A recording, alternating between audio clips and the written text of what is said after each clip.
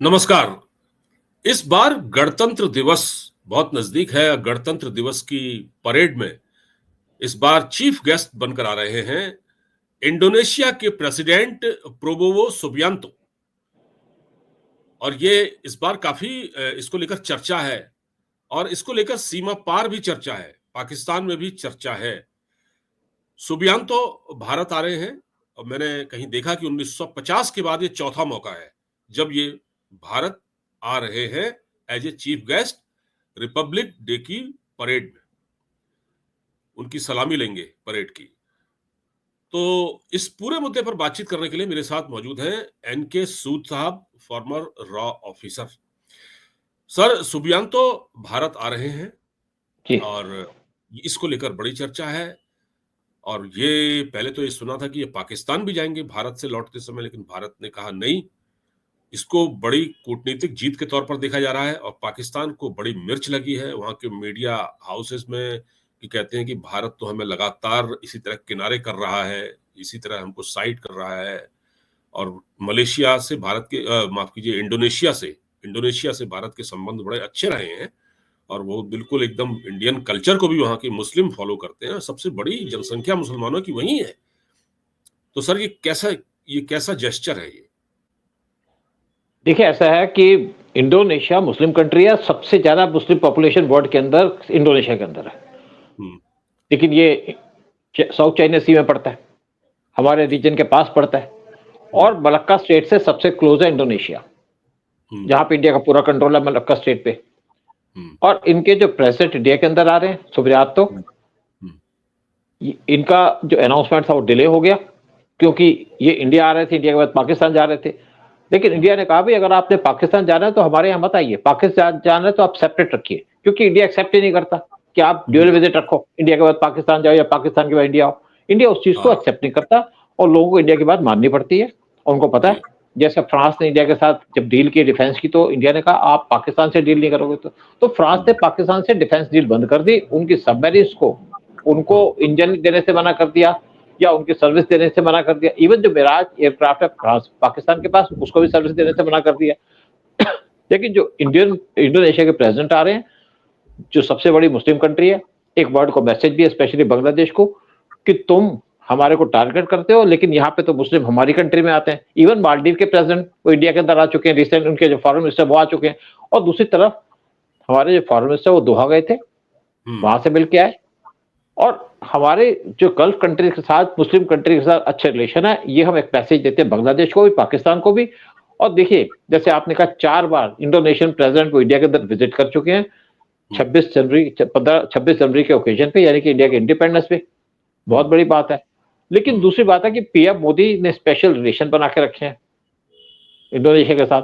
2018 में पीएम मोदी गए थे इंडोनेशिया और वहां जाके एक एग्रीमेंट साइन करके आए थे, जिसकी वजह से इंडोनेशिया ने अपना सबांग पोर्ट वो इंडिया को दे दिया। एक डीप सी पोर्ट है जहां पे हमारी सबमरीन भी स्टेशन रह सकती हैं। और जो इनका सबांग पोर्ट है वो बहुत क्लोज है मलक्का स्टेट के, यानी कि मलक्का स्टेट पे तो हमारा कंट्रोल है ही। लेकिन अब इंडोनेशिया भी जब वहां पे आ गया तो उसके साथ हमारी नेवी वहां पे बैठ गई। तो ये सारा का सारा टारगेट है चाइना को टारगेट करना, क्योंकि हमारी जो फॉरेन पॉलिसी होती है वो होती है पाकिस्तान को टारगेट करना या चाइना को टारगेट करना। और चाइना को स्पेशली डिफेंस इश्यूज पे भी टारगेट करते हैं।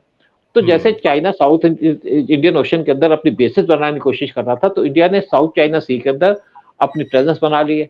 जैसे इंडोनेशिया का सबांग पोर्ट, वियतनाम का तिरंगा पोर्ट, और इवन आपके कुछ और जो कंट्रीज हैं यहाँ पे साउथ चाइना सी में, वहां पे भी हमारी नेवल शिप्स रेगुलरली विजिट करते रहते हैं। लेकिन इनकी विजिट स्पेशल सिग्निफिकेंस की है इंडोनेशियन प्रेसिडेंट की, क्योंकि सबसे बड़ी मुस्लिम कंट्री है, मुस्लिम पॉपुलेशन है यहाँ पे सबसे ज्यादा। और दूसरी बात है कि चाइना के क्लोज है, वो भी हमें सूट करता है। और 2018 में जब पीएम मोदी यहाँ विजिट किए थे तो वहां पे जो हमारी ट्रेड चल रही थी, बिजनेस था, वो शायद था $25 बिलियन का। और ये उम्मीद लगाई जा रही थी कि दोनों कंट्रीज का जो बिजनेस होगा वो $50 बिलियन तक पहुंच जाएगा 2025 में। उस पर भी काम चल रहा है। तो इनकी जो विजिट आ रही है इंडिया के अंदर, उसको स्पेशल इंपॉर्टेंस देते हैं। और स्पेशली जो पाकिस्तान जाने की बात थी उन्होंने मान ली और पाकिस्तान नहीं जा रहे। अगर ये पाकिस्तान जाने की जिद करते तो इंडिया, इनकी जो विजिट थी इंडिया के अंदर आने की, उसको कैंसिल करता। और एक पाकिस्तान को एक और मैसेज है, या इवन इंडोनेशिया को मैसेज है कि दोनों कंट्रीज में आपको किसको चुनना है, पाकिस्तान के इंडिया। तो इंडोनेशिया ने कहा हमें तो इंडिया को चुनना है, और पाकिस्तान को मैसेज है कि तुमने इंडिया से दुश्मनी लेकर के गलती कर रखी है और तुम्हें इसका भुगतान देना पड़ेगा। तो जिस तरीके से इस टाइम पे जो इंडोनेशियन प्रेसिडेंट की विजिट है इंडिया के अंदर, वो हमारे लिए इंपॉर्टेंट भी है।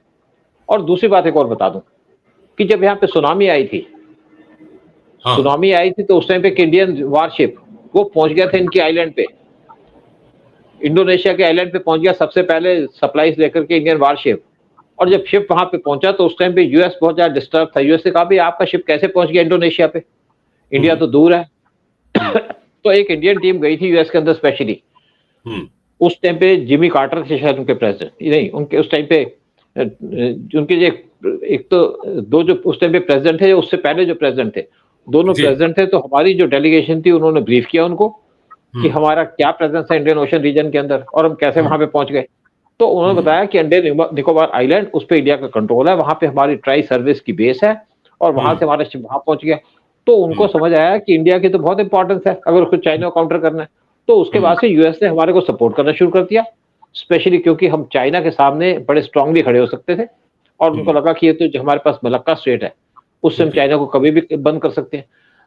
पीएम मोदी गए थे, जब पीएम मोदी पीएम बने थे उसके बाद गए थे ऑस्ट्रेलिया में G20 समिट अटेंड करने, और जब वापस आ रहे थे तो वहां पे कुछ आइलैंड पड़ती हैं पैसिफिक रीजन के अंदर, वहां पे स्टैंड किए जहां पे चाइना अपने के वारशिप जाया करते थे।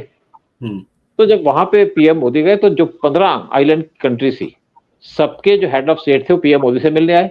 तो वर्ल्ड ने अप्रिशिएट किया पीएम मोदी को कि हाँ तो आप चाइना को यहाँ भी काउंटर कर रहे हो। लेकिन दूसरी बात है कि हमारे लिए मुस्लिम इंपॉर्टेंट है, 50 से ज्यादा मुस्लिम कंट्री है और सबके साथ हमारे रिलेशन अच्छे हैं, पाकिस्तान को छोड़ करके और लेटेस्ट बांग्लादेश को छोड़ करके। इवन हमारे तालिबान के साथ बेस्ट रिलेशन है, तालिबान आज हमें सपोर्ट करता है। तो जो विजिट है इंडोनेशिया के प्रेसिडेंट की इंडिया के अंदर 26 जनवरी के ओकेजन पे, इससे एक वर्ड मैसेज आता है पाकिस्तान बांग्लादेश को कि हेट तुम हमसे करते रहो लेकिन बाकी जो मुस्लिम कंट्री है वो तो हमारे साथ है, हमारे साथ खड़ी है। सर ये मैं कहीं इससे पहले भी मैंने एक जगह देखा था कि इंडोनेशिया और मलेशिया, इनसे हमारे संबंध अच्छे थे। मलेशिया का एक वक्त पर झुकाव पाकिस्तान की तरफ ज्यादा था जब महाथिर मोहम्मद थे वहां के प्रेसिडेंट।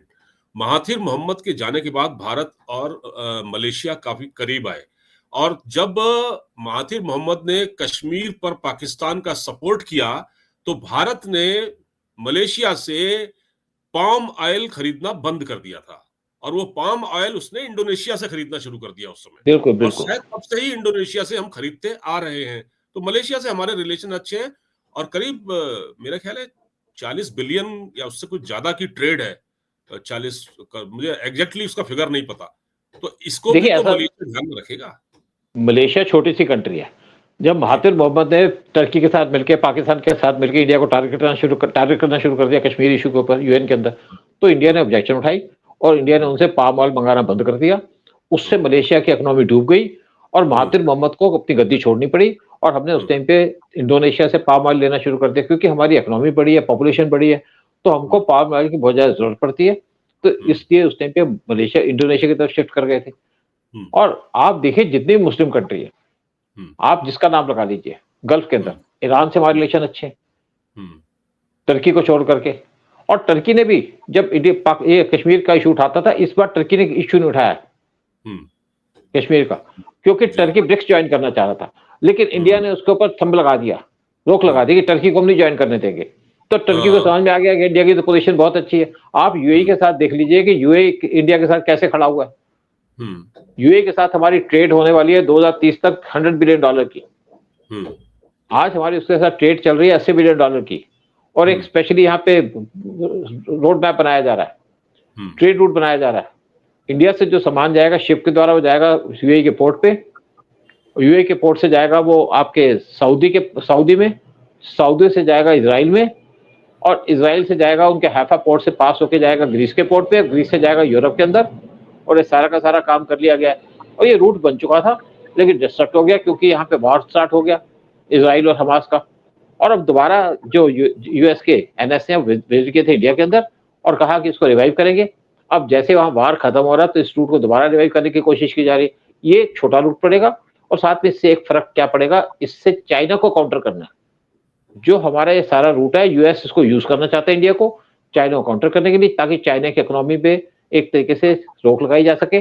और ये रूट इसीलिए बनाया जा रहा है कि ताकि हमारी जो ट्रेड या बिज़नेस हो वो सारा यूरोप के साथ हो, और यूएस इंडिया को प्रमोट कर रहा है। और साथ में हमारे साथ खड़े हैं यूएई, साथ में सऊदी। और देखिए पीएम मोदी आए थे तो पहले हमारे जो गल्फ कंट्रीज़ के अंदर हमारे जो लीडर्स थे हेजिटेट करते थे विज़िट करने के लिए। पीएम मोदी के आने के बाद पीएम मोदी वहाँ विज़िट किए यूएई के अंदर, सऊदी के अंदर, वहाँ पे उनको हाईएस्ट रिवार्ड दिया गया। इवन लेबनान के अंदर विज़िट किए। हम्म। और पीएम मोदी साथ में विज़िट किए, बाद में उन्होंने जो बाकी कंट्रीज़ जो थी गल्फ की, वहाँ विज़िट किए। इवन ओमान के अंदर पैलेस्टाइन विज़िट भी गए किए। सर, पैलेस्टाइन भी गए, हाँ, इज़राइल भी गए, पैलेस्टाइन भी गए, पैलेस्टाइन भी गए। जी, बिल्कुल, और सेपरेट विज़िट थी दोनों की। फिर दोनों जब सेपरेट। पैलेस्टाइन गए थे तो वो गए थे इज़राइल के, वो गए थे जॉर्डन में। हाँ, जब हाँ, नहीं जब हाँ, जब पैलेस्टाइन गए थे तो जॉर्डन गए थे, और हाँ, हाँ, जॉर्डन के किंग ने इनको 2 हेलीकॉप्टर दिए। जो हेलीकॉप्टर गए थे जॉर्डनियन हेलीकॉप्टर था, उसको एस्कॉर्ट कर रहे थे इज़राइल के प्लेन्स। हाँ।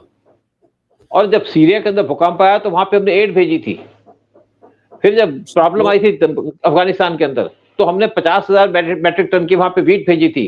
वहाँ पे हमने बिल्कुल। बहुत सामान भेजा, वहाँ पे दवाइयाँ भेजी। तो इसलिए पूरा का पूरा जो इस्लामिक वर्ल्ड हमें सपोर्ट करता है, सिर्फ पाकिस्तान को छोड़ करके, और आज उनके साथ खड़ा हो गया बांग्लादेश। बहुत जल्दी बांग्लादेश का भी हिसाब किया जाएगा पाकिस्तान के साथ। और इवन देखिए ओमान के अंदर, ओमान के अंदर। ओमान से हमारे बहुत ज़्यादा गैस की डील होती है, जी, जी, जी। और बाकी भी देखिए जितनी कंट्री हैं। सर पाकिस्तान को यही तो प्रॉब्लम है कि जहाँ जिनको पहले वो अपना भाई और इस्लामिक ब्रदर मानता था, अब वहाँ भारत ने अपनी पैठ बना ली है। कौन-सा ऐसा कंट्री नहीं है 2014 के बाद जहाँ मोदी जी न गए हों और जहाँ की उन्होंने विज़िट न की, और टर्की तक मतलब टर्की को भी हमने मदद की, और कतर भी, हाँ, कतर से भी हमारे रिलेशन अच्छे हैं। इस्लामिक वर्ल्ड में कोई ऐसा कंट्री नहीं है, सिर्फ पाकिस्तान। बिल्कुल ठीक कहा आपने, और ये बहुत ही ज़बरदस्त डिप्लोमेसी है हमारे सरकार की, और इसको ये देखकर ही पाकिस्तान को लगातार ये परेशानी होती रही है कि जिन देशों में कभी हम जाया करते थे, जिनको हम अपना बड़ा भाई मानते थे, आज वहाँ भारत की इतनी ज़्यादा इज़्ज़त है, और वहाँ की हिंदू संस्कृति को का भी फैलाव वहाँ पर हो रहा है। सर बहुत-बहुत धन्यवाद हमसे नहीं, बातचीत साथ में करने के लिए। एक और देखिए जी, ना जी, कि जी। आप सऊदी में पीएम मोदी गए। सऊदी ने हाँ, हाँ। हाईएस्ट सिविल रिवार्ड दिया पीएम मोदी को। और सऊदी के अंदर क्या था कि वहाँ पे आप पहले कोई मूर्ति नहीं ले जा सकते थे, बिंदी लगाना अलाउड नहीं था। लेकिन आज सऊदी के अंदर जो हिंदुओं को वहाँ पे स्पेशली इनवाइट किया जाता है। जी। सऊदी के अंदर जो उनके स्कूल बुक्स हैं, टेक्स्ट बुक्स हैं, वहाँ पे वो पढ़ाते हैं रामायण और महाभारत। हुँ, और बिल्कुल। उनके जो कॉलेजेस हैं, हुँ, जैसे हमारे यहाँ पे वहाँ पे कॉलेजेस हैं, वहाँ पे योगा के इंस्टीट्यूट खुले हुए हैं, योगा सिखाया जाता है, फिर वहाँ पे योगा डे मनाया जाता है। हुँ, और वो हिंदू कल्चर को प्रमोट कर रहे हैं अपने कंट्री के अंदर। वेस्टर्न कल्चर को नहीं कर रहे, लेकिन हिंदू कल्चर को प्रमोट कर रहे हैं, क्योंकि हम किसी अपने हिंदू कल्चर के थ्रू किसी को टारगेट नहीं करते। हम ये सब वर्ल्ड को दिखाते हैं कि वर्ल्ड को हम पूरा प्यार करते हैं, चाहे हिंदू हो चाहे मुसलमान हो। इवन यूएई ने तो यहाँ पे मंदिर बना दिया अपनी कंट्री के अंदर। इवन ईरान जो एक इस्लामिक कंट्री है, वहाँ पे हमारी बड़ी इज्जत की जाती है, स्पेशल इनवाइट किया जाता है। ईरान की डेलीगेशन इंडिया के अंदर आई थी, वो कह रही थी कि आप जितना चाबहार पोर्ट है उसको डेवलपमेंट का काम करो, हुँ, बिज़नेस करना चाहते हैं हमसे। लेकिन हुँ, पाकिस्तान से कोई बिज़नेस नहीं करना चाहता, पाकिस्तान से कोई नाता नहीं रखना चाहता। तो जिस सब जो इंडिया के अंदर विज़िट हो रही है इंडोनेशियन प्रेज़िडेंट की, हुँ, सिग्निफिकेंट विज़िट है, इम्पोर्टेंट विज़िट है, और हाँ, मुस्लिम वर्ल्ड के अंदर हमारी रिकॉग्निशन बनती है। देखिए एक और बात बताऊँगा कि जब 1965 का वार हुआ था तो सुहार्तो थे यहाँ के प्रेज़िडेंट इंडोनेशिया के। तो हाँ, सुहार्तो ने उस टाइम पे पाकिस्तान के प्राइम मिनिस्टर अयूब खान को कहा था, कहो तो हम अंडमान निकोबार पे कब्ज़ा कर लें, क्योंकि उस टाइम पे हमारे सिर्फ 200 के करीब पुलिसमैन थे, अंडमान हाँ, निकोबार आइलैंड के अंदर। हुँ, हुँ, लेकिन उसके बाद से जब 71 वार हुआ तो इंडोनेशिया हमारे साथ खड़ा हुआ था। और आज हमने जो पहले जो आपका अंडमान निकोबार आइलैंड है, इसको हम लायबिलिटी समझते थे। लेकिन आज वहाँ पे हमारी ट्राई सर्विस बेस्ड है, और वहाँ पे हमारी नेवल बेस बनी हुई है, ताकि हम चाइना को वहाँ से टारगेट कर सकें। अगर चाइना कोई हरकत करता है, तो हुँ, हमारे वारशिप वहाँ से जाकर के मलक्का स्ट्रेट जा सकते हैं और उसको ब्लॉक कर सकते हैं, जो सिर्फ 3 किलोमीटर चौड़ी है। तो इसलिए चाइना भी हमसे डरता है, अंडमान निकोबार आइलैंड की वजह से, और मलक्का स्ट्रेट पे जो हमारा कंट्रोल है, और इंडोनेशिया के अंदर जो सबांग पोर्ट पे हमारी नेवल बेस बनी है, उससे चाइना को और ज़्यादा खतरा हो गया।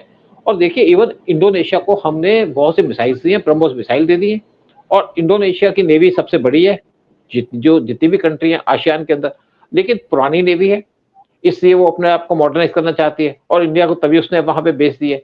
और साथ में इंडिया से चाह रही है कि हमारे नेवल शिप्स को और ज़्यादा बढ़ाओ, हमारी नेवी को बढ़ाओ, और यूएस से मदद ले रही है, ब्रह्मोस मिसाइल भी उन्होंने ले ली है हमसे। तो बेसिकली क्या है कि इंडिया ने जिस तरीके से अपना वर्चस्व बढ़ाया है गल्फ कंट्रीज के अंदर और आसियान के अंदर, वहां से हम पाकिस्तान को चैलेंज कर रहे हैं, चाइना को चैलेंज कर रहे हैं, और जो हमारी प्रेजेंस है इस टाइम पे आसियान कंट्री के अंदर, उससे हम चाइना को चैलेंज कर रहे हैं, क्योंकि चाइनीज नेवी बार बार इंडियन ओशन के अंदर आके हमें डिस्टर्ब करती है, इसीलिए इंडिया चाइना की तरफ ज्यादा अटेंशन दे रहा है। बिल्कुल ठीक कहा आपने। तो देखते हैं, बड़ा इसकी चर्चा है। इंडोनेशिया के जो राष्ट्रपति हैं वो 26 जनवरी को भारत में होंगे, और ये चौथा मौका होगा, और ये भारत और इंडोनेशिया के रिलेशन में माइलस्टोन साबित हो सकता है। सूद साहब, बहुत बहुत धन्यवाद। नमस्कार। नमस्कार, बहुत शुक्रिया।